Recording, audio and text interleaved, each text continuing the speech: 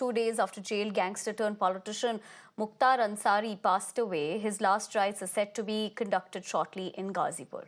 His mortal remains have been brought to his Ghazipur residence amid tight security from the Banda Government Hospital after the completion of the post-mortem report. And the post-mortem has confirmed that Ansari's death was caused due to a cardiac arrest. However, family continues to claim slow poisoning inside the prison. Tight security arrangements continue in the state. Roads leading to his residence have been barricaded with heavy police deployment of more than 5,000 police as entry has been restricted.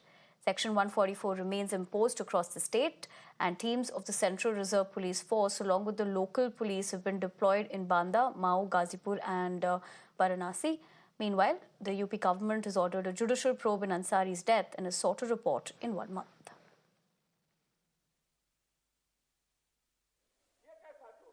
जो भी instruction है, चूंकि ये एक निजी मामला है तो उसमें हम लोगों ने परिवार से बात करके सब कुछ नियंत्रित रखने के लिए बात कर ली है और जो हमारे ऑफिसर्स डिप्लॉयड हैं पॉइंट्स पे वो स्थिति को देख करके निर्णय लेंगे और नियंत्रित ढंग से पूरी व्यवस्था कराएंगे। क्या कब्रिस्तान के अंदर सिर्फ परिवार या जो निजी रिश्तेदार हैं वही जाएंगे या फिर जो जनाजे में शामिल होने वाले जो लोग होंगे वो भी जाएंगे और जमाजे जो नमाज होती है वो भी अदा करेंगे? मिट्टी की रस्म में परिवार के अलावा जो लोकल लोग हैं और जाना चाहेंगे वो जाएंगे और सभी कुछ प्रशासन की निगरानी में होगा और नियंत्रित ढंग से होगा।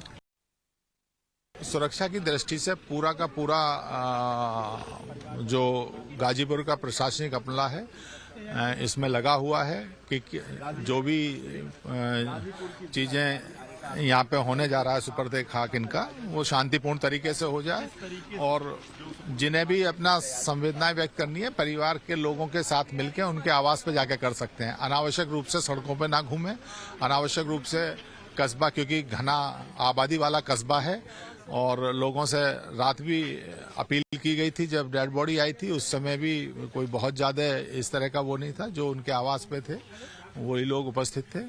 बाकी पर्याप्त सुरक्षा प्रबंध किए गए हैं और उम्मीद है कि सब कुछ बिल्कुल एज पर प्रोटोकॉल होगा।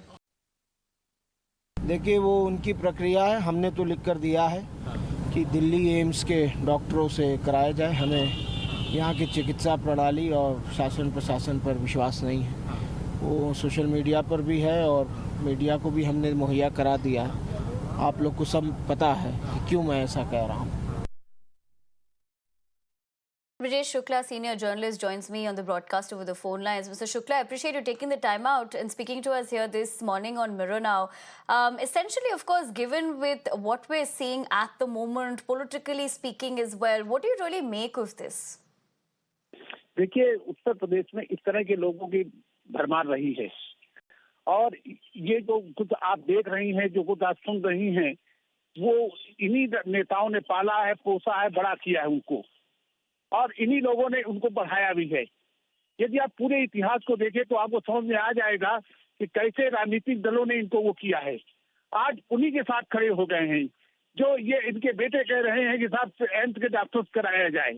ये बाकायदा केवल इनकी वाणी नहीं, ये राजनीतिक दलों की वाणी है, ये उनकी लोगों की वो है जो लोग इसको चुनावी मुद्दा बना रहे हैं और आने वाले दिनों में आप देखेंगे कि ये मंचों में गूंजेगा और ये बहुत बड़ा चुनावी मुद्दा बन जाएगा। ये बनाने का प्रयास हो रहा है, लगातार ये कोशिश चल रही है। शुक्ला जी, जहां तक यहाँ फाउल प्ले का एलिगेशंस भी लगा था फैमिली की ओर से और अभी यूपी गवर्नमेंट जो है जुडिशियल प्रोब उन्होंने मांगा है, जो रिपोर्ट 1 महीने में दर्ज करना चाहिए, उसके ऊपर आपका क्या कहना है? जैसे कि पॉलिटिकली स्टेटमेंट्स भी आ रहे हैं, आप उसको कैसे देखते हैं? देखिए, वास्तव में चुनाव के समय ये हुआ है, इसको समझने की जरूरत है। ये चुनाव के समय हुआ है और लोगों की आज की बात में नहीं, यही वही बात मैं कह रहा हूँ, ये आज की बात नहीं है। ये पिछले 20 सालों से इसी तरह का वो किसी दल में रहे हों, मुख्तार अंसारी, अफजाल अंसारी, लेकिन वो जिसकी सरकार है उसी के दुलारे रहे, प्यारे रहे और लगातार ये उन्हीं का वो वर्चस्व चलता रहा। जब बसपा सरकार आई तो मायावती ने उन्हें 2009 में खड़ा कर दिया बनारस से और उन्हें रॉबिनहुड करार दिया। उसके बाद उसके पहले 2004 में जब मुलायम सिंह की सरकार थी तब एक LMG पकड़ी गई और तब बाकायदे मुलायम सिंह ने उन अधिकारियों को खिलाफ कार्रवाई की जिन्होंने पकड़ी थी और इनको बिल्कुल पाक-साफ घोषित किया और आखिर इस्तीफा देना पड़ा DYSP को। तो ये कोई नई बात हम नहीं देख रहे हैं, कोई नया पैटर्न नहीं देख रहा हूँ, कोई नया वो नहीं है, ये पुरानी चीजें हैं और ये जो है जो आप देख रही हैं, जो डिमांड हो रही है, ठीक है, इसकी जांच होनी चाहिए। पेशाब पॉइजन की बात जब कही थी बाराबंकी के MP MLA कोर्ट में, तो इस बात की जांच होनी चाहिए, लेकिन जांच तमाम बातों की होनी चाहिए।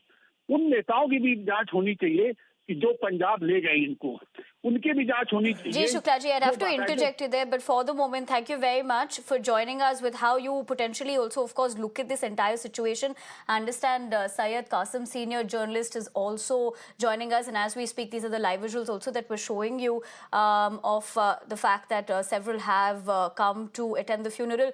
Mr. Syed Qasim, I appreciate you also taking the time out and joining us here this morning on Mirror Now. Essentially, with what we're looking at this situation at the moment, of course, law and order has been tightened, but talking about Mukhtar Ansari and politically speaking, of course, how this has raised a lot of questions about the entire incident. How do you look at it overall? देखिए, ऐसा है कि बात ये नहीं है कि इस इंसिडेंट के पीछे क्या है, बात ये है कि इसको अगर कोई अंधा भी देखेगा तो इस चीज को समझ सकता है कि जिस तरह से किसी भी कैदी को या किसी भी आदमी को अगर आप उस ICU से निकाल के सीधे वार्ड में डाल देंगे हाई सिक्योरिटी पैक में, तो सवाल इसी मुद्दे पे उठ जाएगा। इसको बहुत ज्यादा इसको आगे ले जाने की जरूरत नहीं है। बात तो ये है कि स्टेट फॉर सेल्फ हो, इसलिए कि मुख्तार अंसारी पे इतने मुकदमे थे और इस तरह से LMG मिली थी और ये हुआ था, ये इशू नहीं है।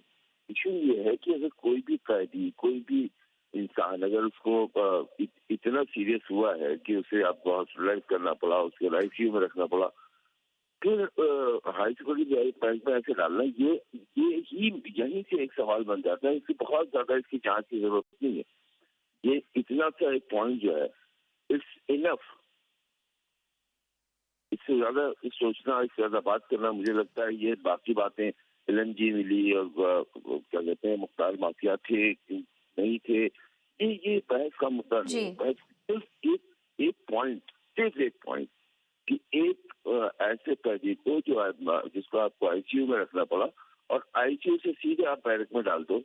Ji Qasim ji, I'd have to interject you there, but for the moment, thank you very much for sharing with us your perspective as to essentially how, as a senior journalist, you're looking at the entire situation and what questions, of course, should be put into context.